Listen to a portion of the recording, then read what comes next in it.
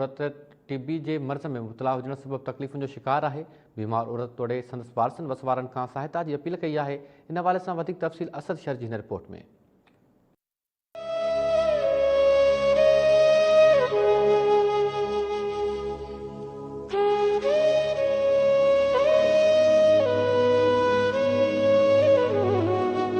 पुरसुकून ज़िंदगी गुज़ारण हर इंसान जो ख्वाब है। ज़िंदगी कुदरत जो ॾिनल अनमोल तोहफ़ो है।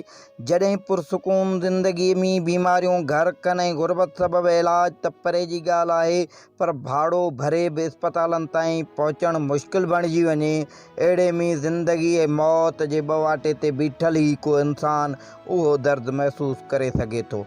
फुलाड़ियों के बाग में रहंदड़ मजदूरी करे घर जो गाडो हलाईंदड़ सादिक लुंड जी शादीशुदा धीअ, जंहिंखे हिकु ॿार समेत मुड़ुस सिर्फ़ उन करे तलाक ॾिनी जो खेसि टीबीअ जी बीमारी थी पई। साना गुज़िरियल 10 ॾींहंनि खां खाइण पीअण छॾे ॾिनो आहे, जंहिं सबब मायूसीअ जे करे हू हाणे हलण फिरण खां बि लाचार बणिजी चुकी आहे। रुखसाना जी ज़बान मां हाणे लफ़्ज़ बि नथा निकिरनि। संदसि मासूम पुटु आसिफ़ हर वक़्तु मायूसी मंझां पंहिंजी अमड़ खे ॾिसंदो रहंदो आहे।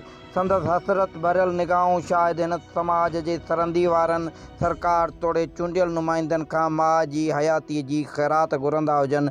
उन हवाले सां हिननि मुतालबो कंदे चयो त आउं ग़रीब मिसकिन आहियां, मां आहियां, मूंखे जेका पुॼे थी कयां थी। को ग़रीब आहियां, मदद कंदा त महिरबानी अथनि। सरकारी इलाज ते हलां पई, थोरो घणो फ़ाइदो थिए थो, केॾीमहिल थिए थो केॾीमहिल कोन थो थिए। सभु मजबूर आहियूं, मदद जी ज़रूरत आहे, ग़रीबनि खे मदद ॾियनि त महिरबानी अथनि। असीं सिंध गवर्नमेंट का आला अख्तियारनि का जेके भी सरहंदी वारा हुन खां अपील था कयूं थी। गरीब मिसकिन आहिनि, हिननि वटि खाइण जे लाइ अटो बि कोन्हे ऐं तक़रीबन 1.5 साल खां वठी हिन छोकिरी इहा हालत आहे, केरु पुछण वारो कोन्हे, न गवर्नमेंट न सियासी न समाजी न को भी हिन जी मदद करण वारो कोन्हे। ग़रीबनि जी मदद कयो वञे ऐं सियासी समाजी तौरु को बि अञा ताईं न आहे पहुतो हिते। हिननि जी ग़रीबनि जी मदद कयो। हिननि जे किराए जा बि पैसा न आहिनि, खाइण जी बि कुझु न आहे, त हिकु टाइम खाइनि था त 2 टाइम ॾिसनि था। गवर्नमेंट का मुतालबो आहे त हिननि जी भरपूर मदद कई वञे। 12 महीना थियल छो मुंहिंजी धीउ आहे ऐं वीचारी बीमार आहे, ठीक न थी रहे। हाणे असांजो ख़र्चो कोन्हे थो, जेतिरो ग़रीब पुॼे थो मदद करे ख़ुदा खणी। बस दवा ववा सुठी का ॾियनि का सही थिए वीचारे ग़रीब। गुरबत मुफ़लिसी ऐं लाचारी सबब जॾहिं मौत अखियुनि साम्हूं रक़्स करण लॻे त ज़िंदगी बचाइण लाइ मायूस इंसान वसवारनि ॾांहुं ॾिसंदो आहे।